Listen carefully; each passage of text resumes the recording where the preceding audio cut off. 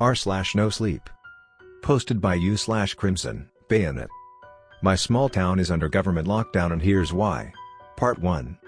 Hi, my name is Alex. I live in this rather small farming city.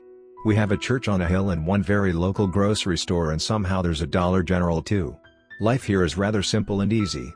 I wake up, I turn on my studio and I broadcast music for the town. It's nothing special, just classic rock and some country, but I make decent money off it. One thing I noticed, our signal never goes past the town borders. My only guess is something to do with the magnetosphere, but I'm no scientist. About a year ago, around the middle of August, something weird started happening.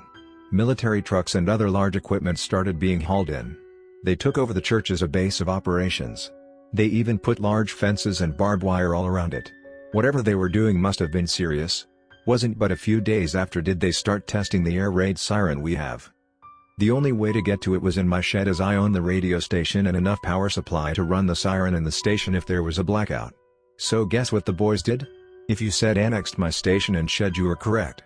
It wasn't a big deal, they sounded like they needed it for something. They've been paying me twice what I was making, so I'm not angry at all. So I've been staying at my little brother's and his new wife's home for the past few years. The day I moved in, it was all nice and happy.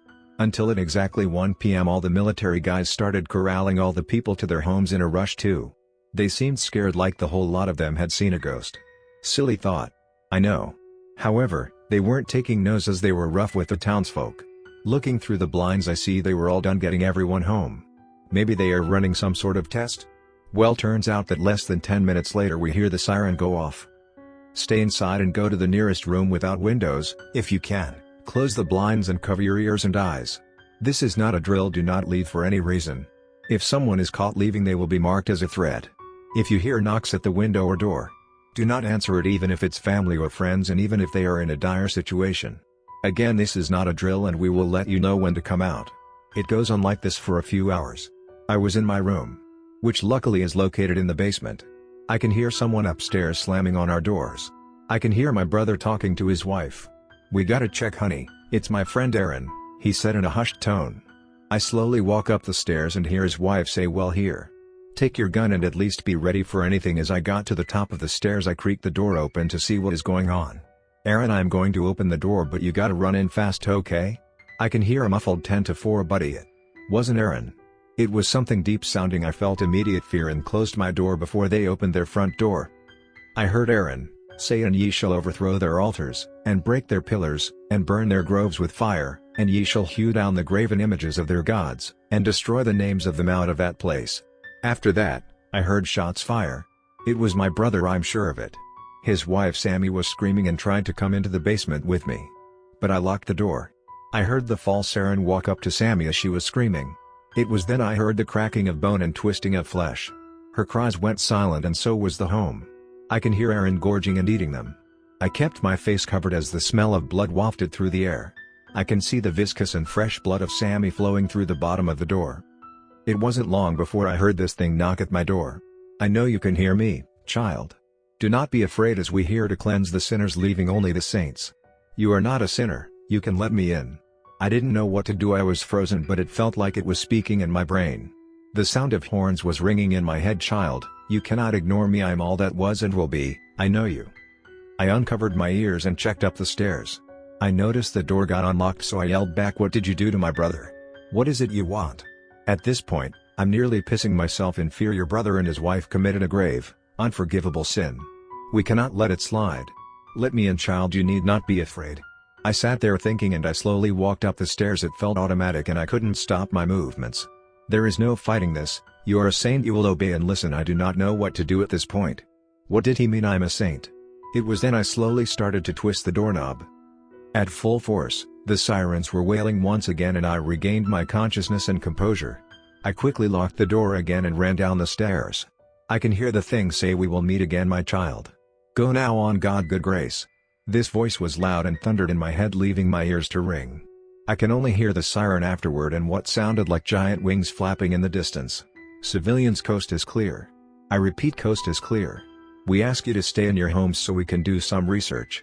Please bear with us a little longer, thank you. It clicks off and the sirens start to die down. It wasn't but a few minutes when I hear holy fuck they got another. Search the house for survivors. I slowly opened the door and yelled I'm alive. Please help me.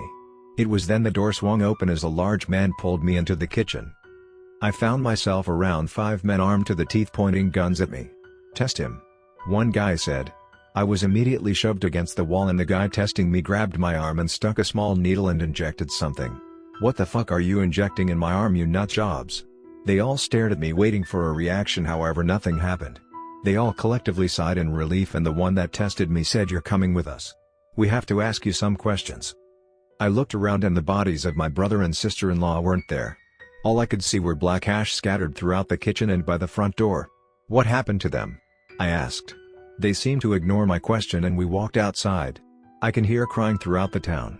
Looks like entire families were just erased out of existence. Some people never came out to look around, they are all probably scared shitless. I'm not even sure how many disappeared, but it must have been dozens. We arrive at the old church. They opened the front gate and let us in. I can see it was patrolled by drones. Everywhere I looked there was a camera and no one was stationed outside. We get inside and it looks like they removed all the pews and the altar. Countless days I spent praying with my brother in these very halls. Running around the pews after hours while our father talked to the priest. I started to cry. I missed the little brother I once raised and played with. Seeing all of that stripped and replaced by all kinds of machines, tables, and chairs. Almost 100 different monitors, each with a person watching, hours of surveillance footage. My brother gets slaughtered like a lamb and now this. It was way too much to handle. I broke into tears and so I shouted.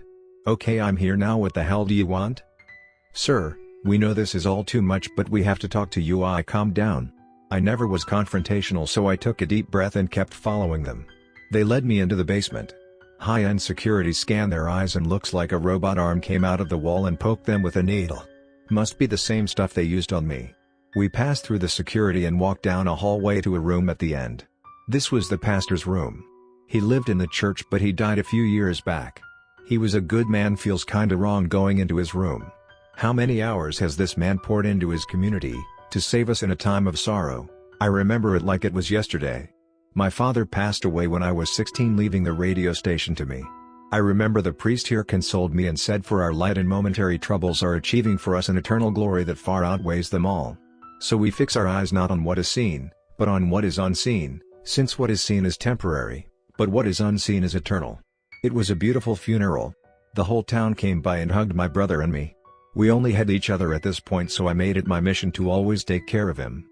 I saw the photo my dad and the priest took together. He was so happy back then before mom ran off. He was hardworking and always gave his time to help others in need. A good man. I'm happy I got to know my father, and I remember talking to the priest in this room about some of the funny things about him. The memories come flooding back and I began to whelp a little. I took a deep breath, in and out. I had to swallow my feelings down as I was disassociating. It was then I was asked to sit at the old oak table and to wait here. The man, who escorted me here, asked if I needed anything. Coke? I said quietly, holding my face in my hands. Got it. The officer leaves the room. A few minutes later someone else entered with 2 Cokes and a notepad. Hello, he looks at his notepad. Alex. I'm the leader of this op and we have some questions about what you saw. Here, you asked for a Coke? He handed it to me. I took it, opened it, and took a large gulp after I let out a sigh. I want to know where my brother and sister-in-law are before I answer anything. The man looked me in the eyes and took his sunglasses off. And I saw his eyes. They were all white like he has cataracts. Your brother and sister-in-law are gone. We cannot help them now. He sighed and rubbed the back of his neck. And you survived and resisted. We need to know why. I slammed my hands on the table. Bullshit. People don't just disappear. I can't believe the gall of your suit and tie bootlickers. He tossed a file he was holding in the notepad at me. Read. It will explain it all. I opened the file. Inside was a series of pictures and notes. The pictures looked to be giant winged beasts with just floating eyes and wings. This was in front of my home. I started to sweat and turned to the next image. It changed shape to Aaron, and the last thing picture was it grabbing my throat. My brother's head and ripping it off. I remember dropping the pictures and throwing up on the floor. What the fuck is that thing? The man put his glasses back on and handed me a tissue. It's an angel, Alex. Your brother and sister-in-law sinned. I'm sorry, but they are gone. We don't know where they took them, but it looks like they are just gone. With no trace but black ashes that aren't even made of carbon. It's an element we have yet to classify. I got myself together and asked, why are you guys wanting to talk to me then? I didn't do this. He pointed to the file and said keep looking. As I was flipping through, the angel turned back to its normal form and you can see straight into the home past the kitchen to the door I was behind. But I wasn't, I was in front of the door. I was staring at it. Why? What the fuck? Why didn't it kill me? The agent took the files back and said few people survive this. So let's get down to the point. You are a saint, somehow you are on a whitelist with these beings. And so far you and I are the only known ones. He sighs and says that's why we came here. To find you. Everyone else in this town is either gone or scared shitless. We have to make them forget everything. I grabbed my head in confusion, running my hands through my jet black hair in a feeble attempt to calm myself. Why me? I said quietly. I can feel my heart racing. The heat was rushing to my face. You never sinned and it's physically impossible for you to as well. You can continue your life here or you can choose to come with us. But in a year they will come back. I thought to myself. I got nothing left. My family is all gone and my job was taken from me. I want to stay but I feel like I'm safe with these people. Can we wait a year to see what happens? I asked shakingly. Yes. We will monitor the area, however every year on August the 16th this will happen again. We already sealed the area around the town off so no radio communications can enter or leave the area. We may ask you to come out during the event so we can monitor you. I took another large drink of my soda. Okay, I'll do it. With the idea of talking about the thing that took my only family away. I was furious. Shortly after I was released and went home. It's July, nothing happened since and the missing townsfolk were replaced with agents but no one other than me seems to notice. Life has been normal and I was allowed to use my radio again. I am counting down the days till this happens again. Will I be prepared? How can I stop them? I don't know. What I know is as the days draw closer I can hear the whispering of them above. I know they are watching. Once they come down here I will know where my brother is. Until then I will keep you guys posted and please if you see my town turn back and head home. It's not worth your life.